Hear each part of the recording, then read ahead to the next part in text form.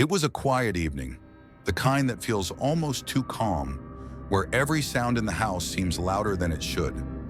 A young boy sat cross-legged on his bed, flipping through a worn-out book of fairy tales. His room glowed faintly under the bedside lamp, safe, familiar. But then the voice came, soft, gentle. "Sweetheart, come downstairs. I need your help." It was his mother's voice. He smiled instinctively. She always called him when dinner was ready. He placed the book aside, hopped off the bed, and hurried to the door. His steps echoed down the narrow hallway, light and playful.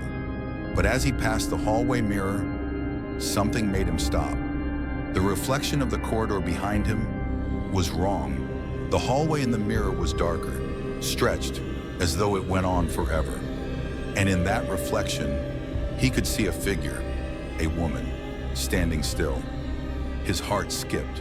Her face was pale, her mouth slightly open, and her eyes were staring right at him. But when he turned around, nothing. Just the empty hall. He shook his head, forcing a laugh. Just my imagination. And he kept walking. As he reached the staircase, he froze again. The air had changed. Colder, heavy, like the house itself was holding its breath. And then, the voice again, closer this time. "Come down, sweetheart, quickly." But this time, the voice wasn't coming from downstairs. It was coming from the cupboard under the stairs.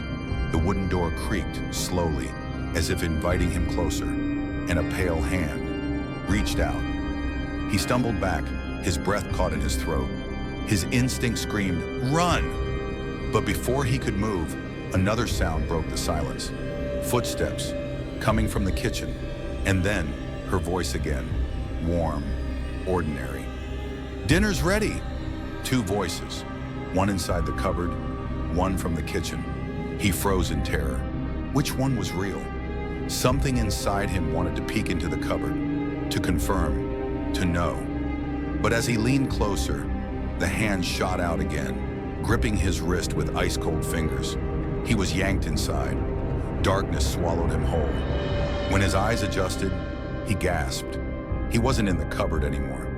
The space was impossibly large, endless, stretching into black void. And standing there was his mother, or at least something that wore her face. Her skin looked drained. Her smile was wrong, too wide, stretching ear to ear.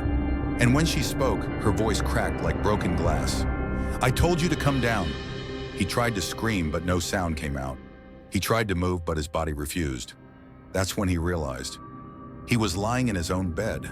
The room looked the same as before, lamp glowing, book beside him. Had it been a dream? Number. His chest was tight, his limbs stiff.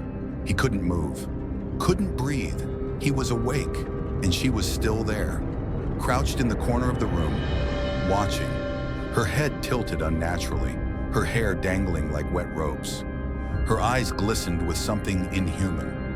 She crawled toward him, slow, deliberate, the creak of the bed frame echoing with each step. He tried to scream again. Nothing. His throat felt sealed shut. Her face hovered just inches from his.